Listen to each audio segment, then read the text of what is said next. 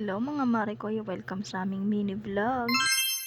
Eto nga pala yung part 2. O, diba may pa-part 2 pa nga ang mare nyo. Eto nga si Baby Elise, nagpabili nga ng ice cream dahil meron nga kami nadaanan. Pagkatapos nga niyang kumain ng ice cream, pumunta naman kami dito sa may palaruan. At grabe, napakalaki na talaga ng baby ko. Kasi kayang-kaya niya na nga magpadulas ng siya lang mag-isa. Dati kasi kailangan pa siyang alalayan, pero ngayon siya na nga lang mag-isa. At kayang-kaya niya na nga umakyat at makipagsabayan dito sa mga batang makukulit na to. At syempre, binabantayan ko pa rin dahil nga baka mapano o baka matulak nga siya. Ay nako, ibang usapan kapag nasaktan na yung anak ko. Huy, hindi ka magagalit for today's video.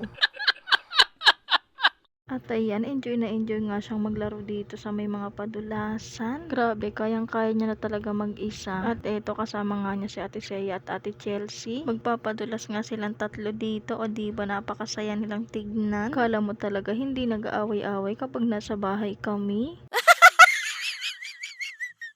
Grabe, hindi siya nauubusan ng energy kakatakbo nga dito. Ako na nga lang yung napapagod sa kakanood nga sa kanila. Kung nasan kasi si Baby Elise ay nandun din ako. Kailangan pa kasi talagang bantayan kapag ganitong edad nga. At maya maya nga, babalik nga kami doon sa kaninang pwesto namin. Pero nag-CR nga muna sila Ate Jen, kaya eto at maghihintay nga muna kami dito saglit. Tatagalan lang sila Ate Jen dito sa pila dahil napakahaba. At maya maya nga eto at nagpunta nga ulit kami dito sa may fountain. Ang ganda na kasi ng mga pailaw-pailaw, o diba bongga. Kung hindi pa nga kayo nakakapunta o nakakabalik dito sa circle, ay pumunta na nga kayo dahil mag-e-enjoy talaga yung mga junakis nyo dito. Bata matanda, ay grabe mag-e-enjoy talaga dito. Mare-relax nga yung utak nyo kapag nagpunta nga kayo dito. Dahil kahit ako nga ay na-relax ako kahit papaano. At syempre nag-enjoy din at masaya nga ako na nakikita kong masaya yung anak ko. Grabe, yung dating nasa tiyan ko lang na pasipa-sipa, ngayon eto na at pumapalakpak at ngumingiti nga. Grabe, napakabilis nga lang ng panahon. Kailan nga lang nung nalaman kong buntis ako. Eto na nga siya ngayon, karga-karga ko na nga at pumapalakpak at tuwang-tuwa nga sa mga nakikita niya sa paligid.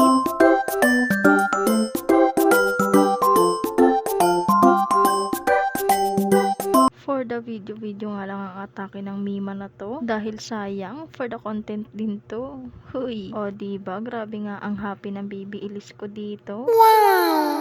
Hindi nga namin kasama yung papa niya no mga oras na to. Busy kasi ang person, kaya ayan, hindi nga siya nakasama. Pero kahit na hindi kasama yung papa niya, ayan, at tuwang-tuwa pa nga rin siya. Tignan nyo naman yung kulay ng fountain, napakaganda nga. Finast forward ko na nga yan dahil napakahaba nga netong video na to. At nga kami nag-enjoy dito. Eto nga bata, inupo ko nga dito sa may fountain para nga mas makita niya. At nung nakita nga niyang nakadapa yung ate niya, gusto nga niyang gayahin. Kaya ayan, dinapa ko na nga rin siya para nga hindi nga siya tupakin.